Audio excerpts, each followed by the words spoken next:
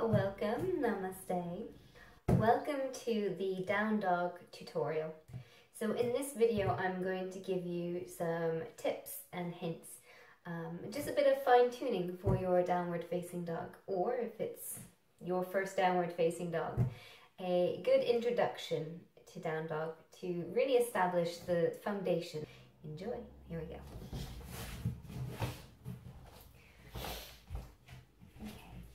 So let's start our practice today for downward facing dog on all fours. So on your hands and your knees. And we're going to just make sure our shoulders are over our wrists, our knees are underneath our hips. Good.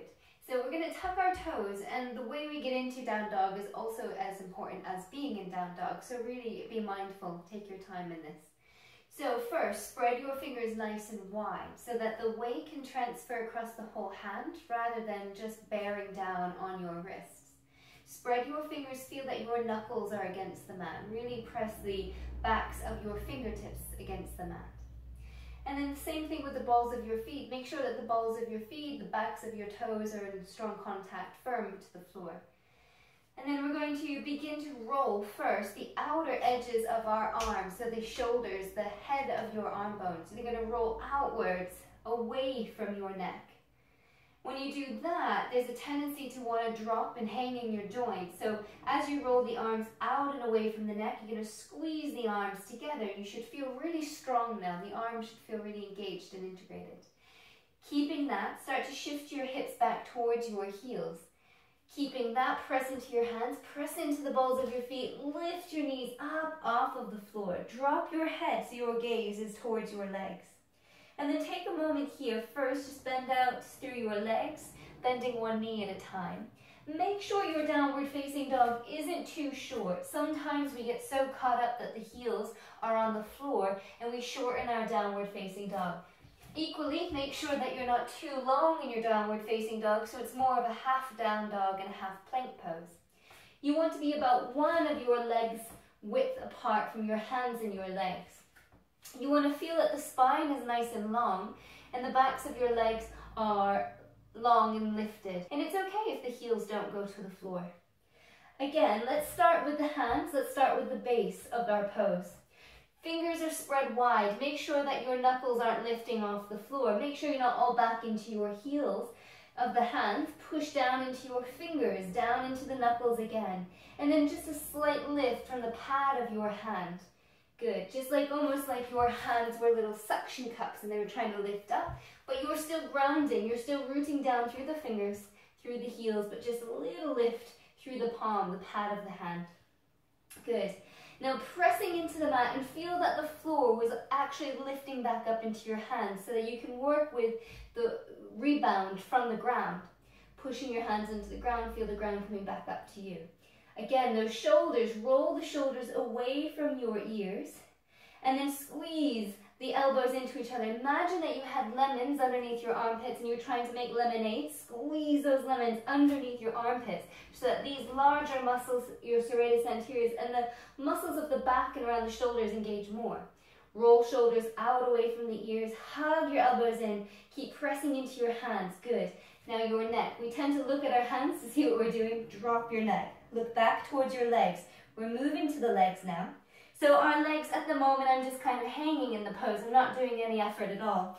I want to feel that I'm lifting my inner thighs up into my pelvis, lifting my sit bones up towards the sky, and at the same time I'm pressing my heels in the opposite direction. So there's two actions. There's an arrow lifting up towards the sky, and then there's an arrow rooting down towards the floor, heels to the ground.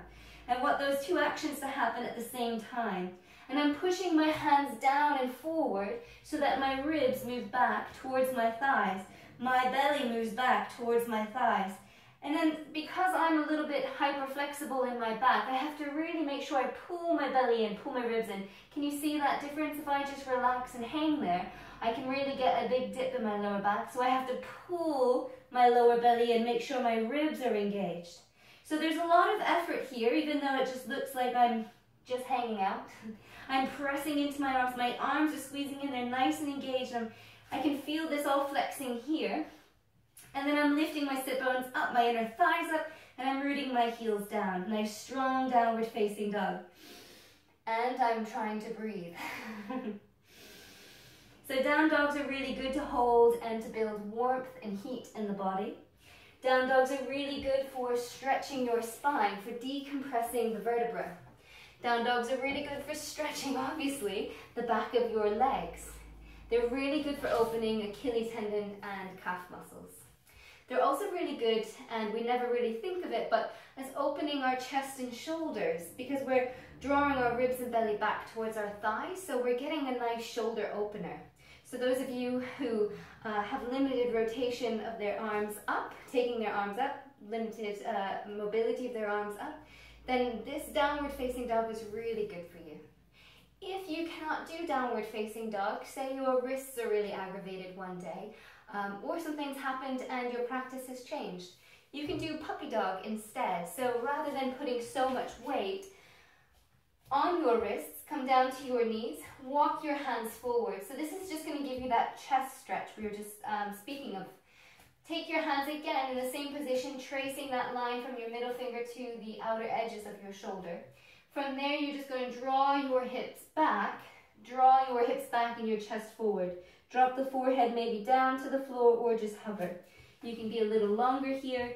Same thing applies in your arms, that does in down dog. Roll the heads of the shoulders away from your ears and then hug in. Breathe here. Make sure you're not dropping in your lower back. Keep lifting up the navel, lifting into your ribs. Puppy dog pose. So I hope you enjoyed that tutorial of your downward facing dog. I could talk for days about downward facing dog, but those are just a few cues to get you started, to start to refine and make your pose feel more powerful, more stronger, and get more benefits from it. Thank you so much for watching. Namaste.